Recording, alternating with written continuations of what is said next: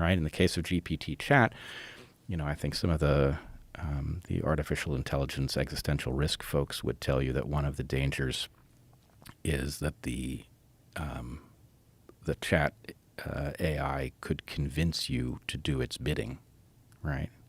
As you said, when you were looking at this, it felt like a person, right? And the point is, something that feels like a person can play on your emotions, right? Can that be used to cause a fail-safe to be removed? Maybe. But in any case, this only deals with one of the two issues I'm raising, the question of actual artificial general intelligence arriving, us not knowing necessarily that it has, right? That's a frightening prospect. And in fact, I have a little thought experiment that might reveal why. But the other issue is the issue of competence.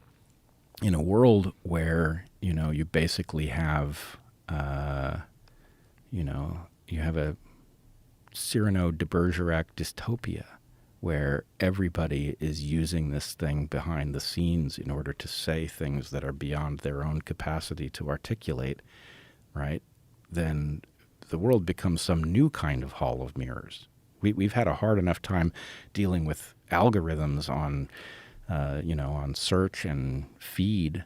This is a whole next level of difficulty in knowing where you are and who you're talking to and what it means and what their motives are. And I think we ought to be on high alert. Whew. When you extrapolate, when you look at what this does and what it's capable of, and what scares people is something that seems to be a person, but doesn't have any emotion, doesn't have any soul. It's not us, but it behaves exactly as us. And then you can put it in a physical entity. So if you have this chat GPT and then you extrapolate to version 5, 6, 7, 8, 9, 10, and then there's a physical thing that has this ability inside of it to communicate with you like Ex Machina, where it's exhibiting all of the behavior characteristics of a person. Like, one of the most terrifying that's one of my favorite movies of all time. I love that movie. One of my favorite movies of all time was when that guy who was brought in to sort of run some tests on these artificial intelligence creations and determine whether or not they pass as human. What is that test called again? The Turing test? Turing test. Yeah. And he is in love with this woman. She's manipulated him to the point where he's aided her in her escape, and then she leaves him in that room with the bulletproof glass, and he's pounding on the glass, and she walks away with not a thought at all about him. It is the ultimate example of the worst case scenario of where this can go, where you have something that behaves exactly like a human being and knows how to play upon your sexual urges, your emotional desires, all of those different things that she plays upon. And then she just walks away from him and leaves him to starve to death in this fucking bulletproof room. Yeah.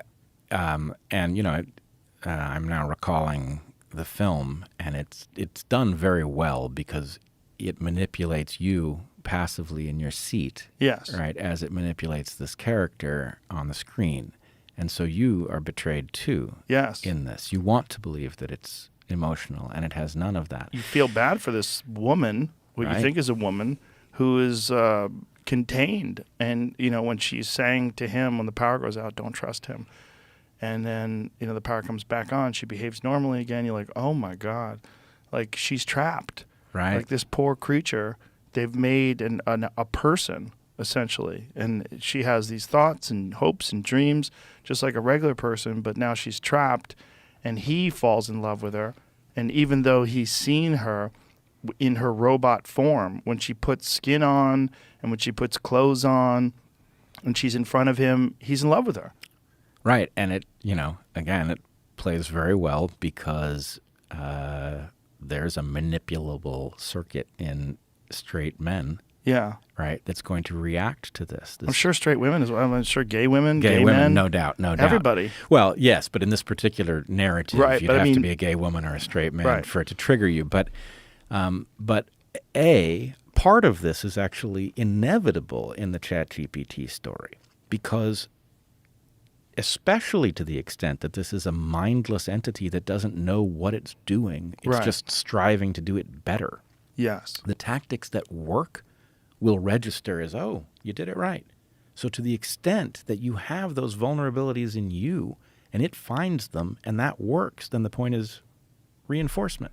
Right? It scares us because it's not us, but it is us. Well- because it's behaving exactly like us, but it doesn't have all the things that make a person a person. It doesn't have the biological vulnerabilities. It doesn't have the ability to actually sexually reproduce. It doesn't have emotions. It doesn't have all these different things that we like to think of.